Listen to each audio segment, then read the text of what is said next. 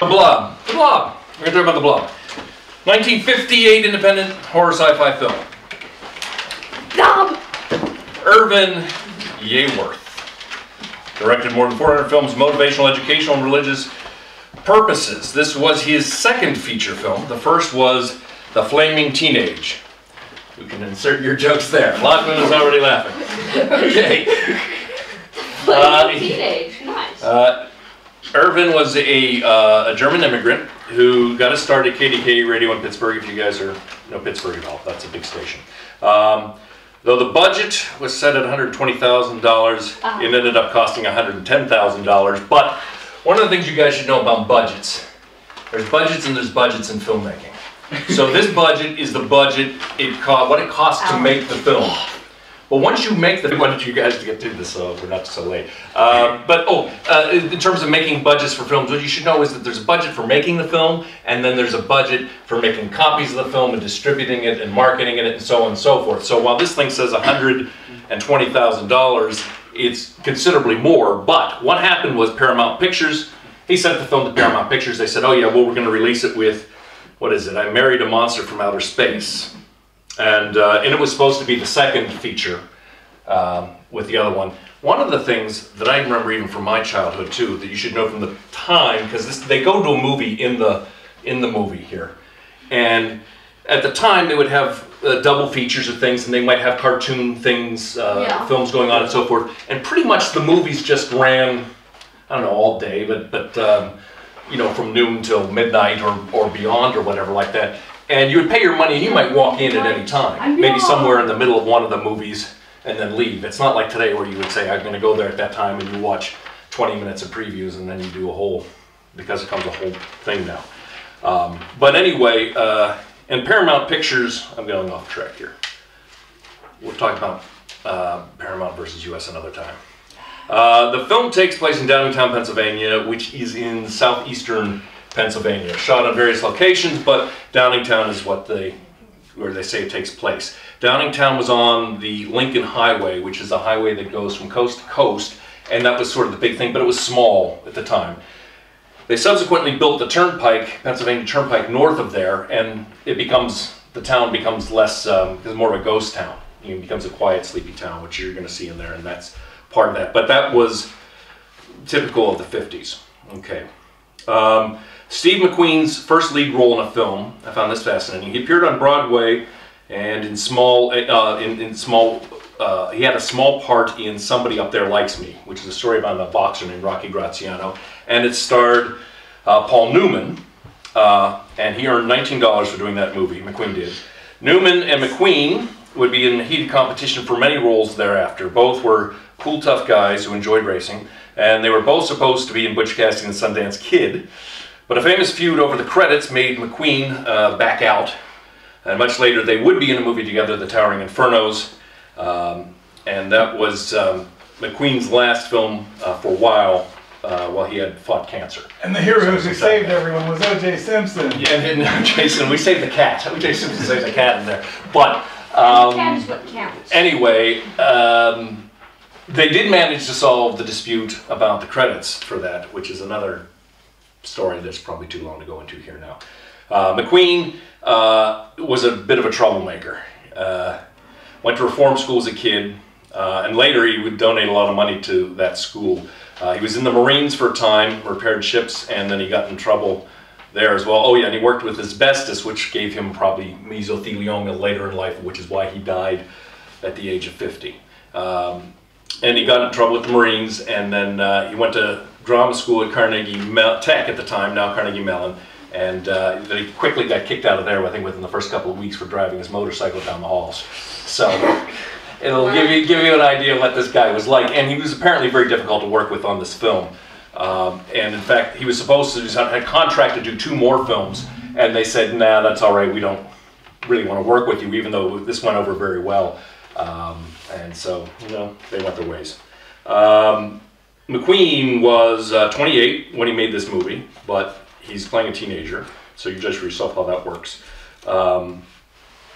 But yeah, as I say here, he's an excellent, confident performance, and so it probably, you know, saves the movie in some ways. McQueen has made $3,000 making the film, but he was offered 10% of the profits and turned it down, which 10% of the profits would have given him millions by this point for sure, many millions. The film was made in the waning days of the 50s style sci-fi horror. The genre became popular, and I say popular, after the drop of the atom bomb in World War II, and came about in part because of fears of nuclear war and the Cold War. Early movies in the genre would include Godzilla, which was popular both in Japan and here. That was followed by movies like Them and Invasion of the Body Snatchers and others. Them, Others, It. What is it with these titles? The Thing, yeah, there was a lot of that. She.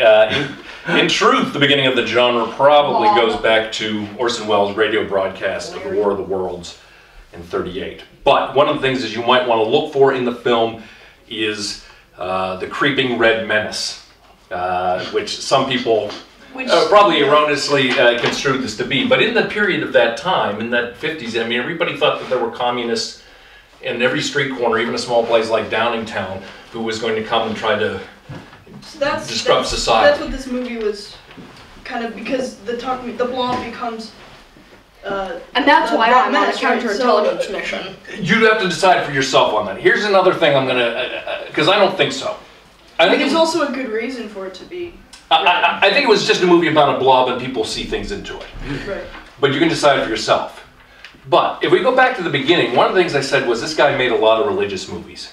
And after he made these few horror movies, he went back to making religious movies. He was a minister. He went to make a religious, a biblical theme park in Jordan, sometime I think in the '90s when he died. So did he? What, did he die or Made did a theme park. Did he make a theme the park? theme park was halfway built.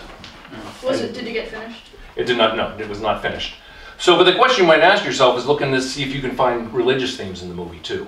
I don't see any, but I gotta figure. Doesn't mean you won't see it. Yeah, you might find them. I think a guy with this interest in that sort of thing, what would be why he would do it? I don't know what his motivation was for making It can't. a horror movie. I mean, at that budget, it can't have been the money. Probably not. It's hard to say. I don't know. I do not know. And maybe somebody does. Well, there's a dog. Further research. There are writers, co-screenwriters who have totally denied this Red Menace thing. But, as someone pointed out earlier, I think it was Priscilla, said there are archetypes. And so even if it wasn't an intentional thing, of course some people are going to see it as the creeping Red Menace. The word because it was the time. The word she used was zeitgeist, if you don't know that word, but what is zeitgeist? Zeitgeist is the feeling of the time. Would that be The whole, okay. Is that, go ahead, correct me. No, I'm not going to correct you. Okay. Close. But that's the, that would be part of it. I mean, that's the thing. And I think that more than anything else you can get out of this movie in terms of an intellectual practice is to see what it was like in the late 50s. Right. What does campy mean in this sense? Okay, well, yes, in 1958, the genre became very campy. Campy means kitschy. Does that help you? Is that any better? No. Cheesy, corny. Cheesy, corny, where it gets to the point where the archetypes have become so common, it's been so overdone. Cliche would be good. And so they originally had recorded a dark, mysterious theme song for the movie, and they abandoned it for the award-winning I've heard that. Burt Bacharach, Mac David song, Beware the Blob, which is a great song, unbelievably great song. But think about that too, how the movie would be different if they had a creepy song at the beginning as opposed to this, because it sets the audience up to say, this is going to be a stupid movie, This is going to suck. Enjoy stupid or get out. It literally lowers their expectations enough that it's good by default. Right. I mean, it sort of raises the expectations that this is going to be a good movie to throw your popcorn at and go crazy and try to scare your person sitting next to you. Or something. Make out with your girlfriend and get brought to the movie instead of paying any attention. I think is interesting in this movie is they go to a drive-in. Right. Which is kind of, that isn't done a lot in films earlier than this. It's film about. I'm sorry. This isn't a drive-in. This is they go to the cinema in this one. This is what it's getting at. They go to a theater. Whereas if this was in California at the time, probably drive-ins would be exclusively the thing. I mean, they had drive-in movie theaters in Pennsylvania. They didn't do very well because they were closed like 9 months out of the year because it was cold and nobody wanted to go there. I don't know if there's still any in Pennsylvania. There are, but it's they're dead. And the other thing is that back then, Watch a movie in a drive-in theater. Who owns well, part of it you got to know is today's cars are really thin and cramped and have no middle seat. If you watch the cars in this movie, you'll see it's a bench seat in the front. And they're much bigger. So if your girlfriend is here, now you can slide over right next to her, and it's a much more comfortable situation than you would have in today's. What? A COD curve? Guy would take the curve really sharp, and the girl would slide across the bench. It was called "Come Over, Dear." So Nice. I did not know that. 10 years later, technology. Oh, were you not recording? I think I was not recording. Oh, jeez. If it was made 10 years later with 10 years later technology and plot ideas, it would have been just as good or better. Right, yeah, so you don't think that the technology really made it? I mean, the story's still there. It did make much of a difference. Yeah. I mean, it was still, the main thing was the plot, I guess. But I mean, the plot was still a little bit weak in some places. I will say the plot was, while it was weak, it was, I'm not sure, was it like a borrowed theme, or was it like the first one to do that general idea of alien creature from here's a question. Invasion of the Body Snatchers? That and the original The Thing Right. is also, I think that's 50. Like 55? Did we watch? That's why I said if you look at War of the Worlds, which was written by H.G. Wells back in And the broadcast of War of the Worlds is 1938 or something. I've never even heard So of What is War of the Worlds? That is my favorite. What is the thing? old War of the Worlds is my favorite. I mean, I know the thing is that Really? big orange Yeah. rocky skin Your guy from the favorite- Fantastic famous- Four, but what is What the about- thing? famous It's another book. monster movie thing. It's a famous book, science fiction book, and it's about the Martians coming to Earth and just winning, destroying, and da da da da. And I won't do the plot spoiler if you haven't seen or read the book. But here's the basic idea, you know. This is the most important thing about it is that during this broadcast, and many times throughout the radio broadcast in 1938, they said, this is just a play. This is Orson Welles doing radio play. This is not real, da da da da da. But when people would tune in and they would hear this, Martians are invading, monsters from outer space are coming, people lost it, they killed themselves, all kinds of crazy stuff happened. It was... No one died. That's not what I heard. Really? Oh, now we gotta look it You up. gotta look it up. That's an urban legend. Or yeah, certainly an urban legend that people are throwing themselves out the window. That would be a good thing. I don't really know. In I summary, read in a book that Orson Welles, nothing happened to him. I mean, the police came to the place, but he wasn't like arrested or anything. But if someone had died, then that probably would have been different. No, but it wasn't today his it would have been. fault. But still, I mean, it's. Yeah, I mean, I don't know. It's an I guess it was interesting people's question. fault that And- they. But so to answer your question is no, this was an ongoing genre, and by the time they got around to this, it was pretty much a cliche. right? almost. So I feel like if this wasn't a cliched story, if this was the first of its kind, if this was an original idea, it would have pulled it off quite successfully, because even though it wasn't exactly the strongest of plot lines, it was very passable, especially for that time. But since this is a cliche, I really feel like they could have done better with the plot, and I feel like The plot was supposed to be cliche in that way. I feel like it was. I kind of want to use the term generic. Like, it had a very generic plot. A lot of movies from that time period had a similar And plot. whether or not the actual theme of the movie was aliens from outer space, I feel like the generic plot is still there as far as all of the horror films. It feels similar to some other horror. It was put out as in a double feature with another film that was of the same genre and so forth. And the other film did badly. Yeah. So what do you think the difference was? This was supposed to be a funny joke.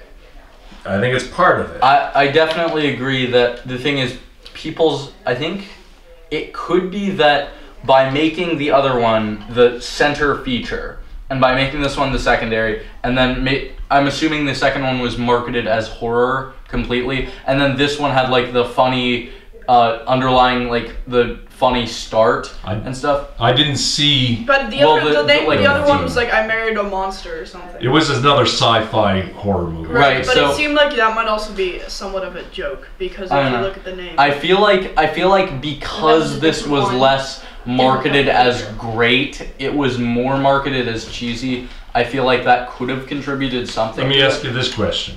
This is what I was getting at. Do you think Steve McQueen made the difference?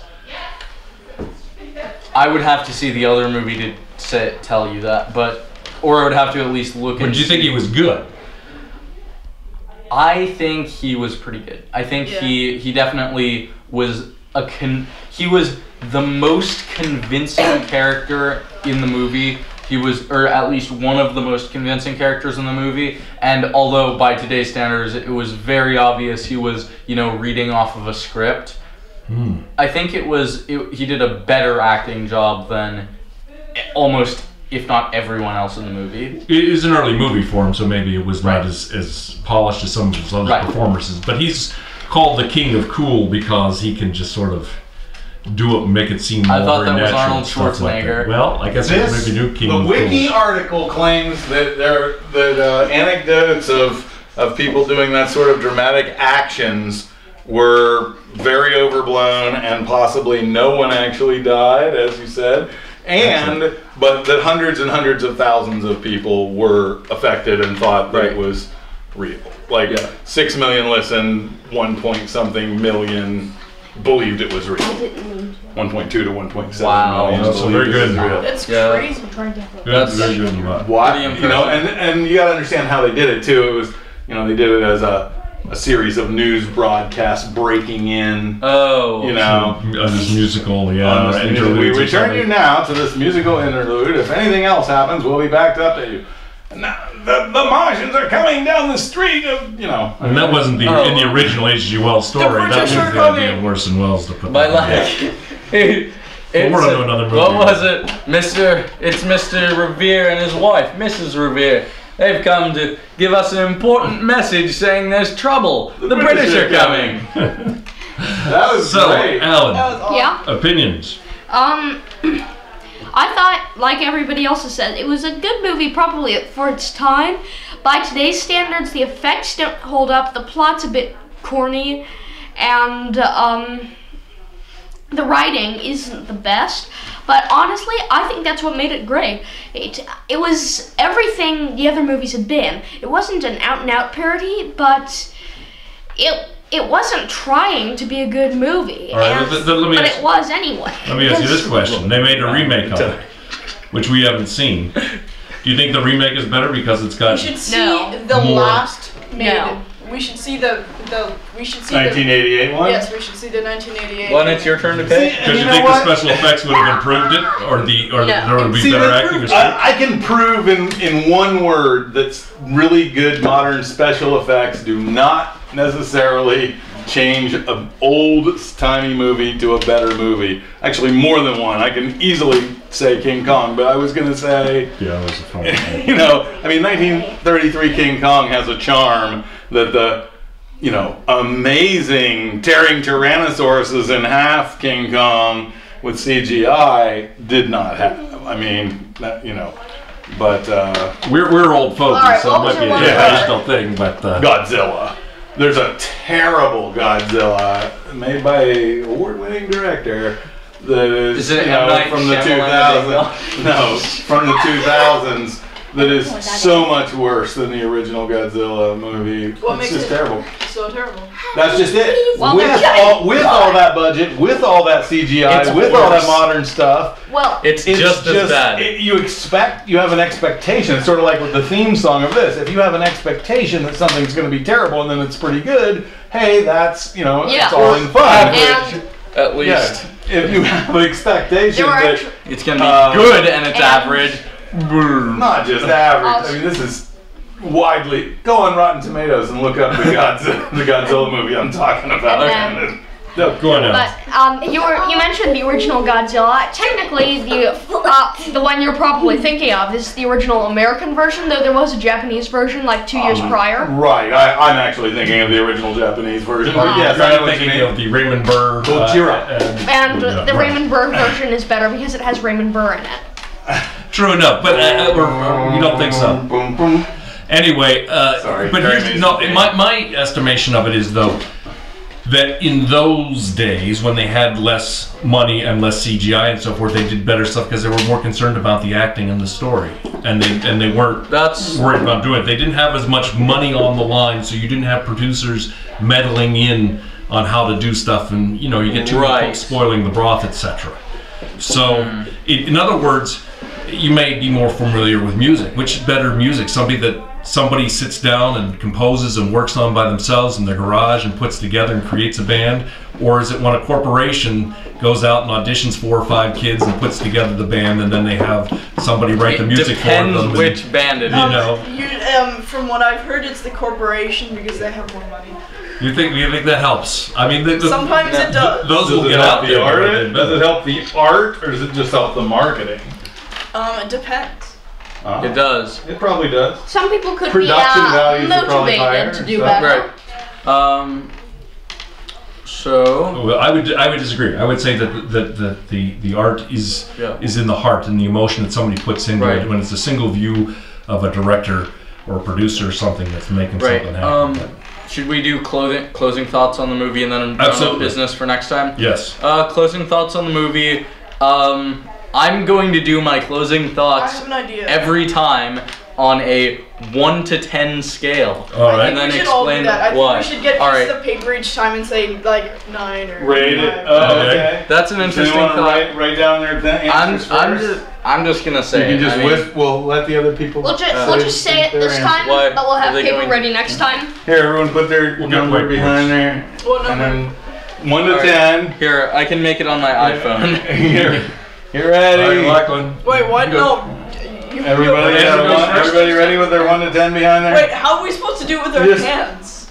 You have 10 You fingers. just bring them out, and if it's a 10, it's this. Oh, if right, it's a yeah. 0, it's I'm this. doing. Can you do halves? Sure, Okay, like sure, that. we'll just chop Yeah, your you finger can go off. like this. 9.5. There you go. All right. Well, I will. Everybody, 1, 2, 3. Everybody ready? No, yeah. Hold I on. forget how to count. I don't know what I'm doing. Wait, how's this so hard? He can Okay, count I'm his ready. data. Yeah. Ready? 2, 3, go. Okay, we got an 8 here for Alan. We have No, that's a a 7.5. 7, Yep. and we have a 7 A half. What the? and a half. So and Making Yeah. some kind of John's complicated giving sign. it a 6. Only a 6. Don't forget Wow. me! Don't forget John wants room to grow on. I'm a critical critic. You'll see. You have I'll be giving. All right, my But closing. I I'll be think giving the deer hunter. If you're over 5, that's pretty good, though. All right. All right. My closing thoughts on it. It's the kind of movie that it's worth watching once because it's interesting to see how they made it back then. It's interesting to see what was good for the time, but it's not something that has a whole lot of rewatch value, at least not to me. Did you get a feeling? I'm sorry, I shouldn't, because it's just your closing No, that's remarks. But did you get a feeling of the time? A sense of what 1958 is like? Yeah. The dresses, the cars, The tucked in terrible shirts. fashion sense, and the tucked-in shirts. Oh God, the tucked-in shirts. And I think That tucked-in is shirts my look clothing better. thoughts. Exactly what he said. the tucked-in shirts. That was what you Yes, got from it. That's what Shirts and the we dress. took away I from like it. them. Alan's a fan of tucked-in shirts. I agree. Yeah. They are cool, Yeah. but Anyway, He so probably knows my how to closing dress for thoughts. success. I think You it's guys know how to dress guys, for Frisbee. guys. seriously. Go ahead. Oh my God. My closing thoughts. I think it's a really good movie, and it definitely has its flaws. It's a bit corny, but really, that's what makes it good. It's fun, while not really being good. I don't know. It's more enjoyable than it is high quality. It's good for what it And does. Yeah, What and set up it's yes, and it's a classic. So that's why I gave it an 8 of 10. You don't mistake it for Citizen Kane, but for what it is. What's Citizen Kane? Far more enjoyable. You don't know what Citizen Kane is? Ryan, not as cinematographically important as Citizen Kane. Far more enjoyable. That's another story. What's Citizen Kane? Lachlan, your final comments. I think it was a fun movie, a kind of joke. I guess I knew kind of with even especially with that music in the beginning. Beware of the blob, it creeps. That is the best part. No, Yeah, beware that's of the awesome. bob. What? The Bob? How does Bob. beware of the bob? Beware I of thought the that Bob. was pretty awesome. All right, say goodbye, everybody. Bye. Bye. Thank you for watching. Bye.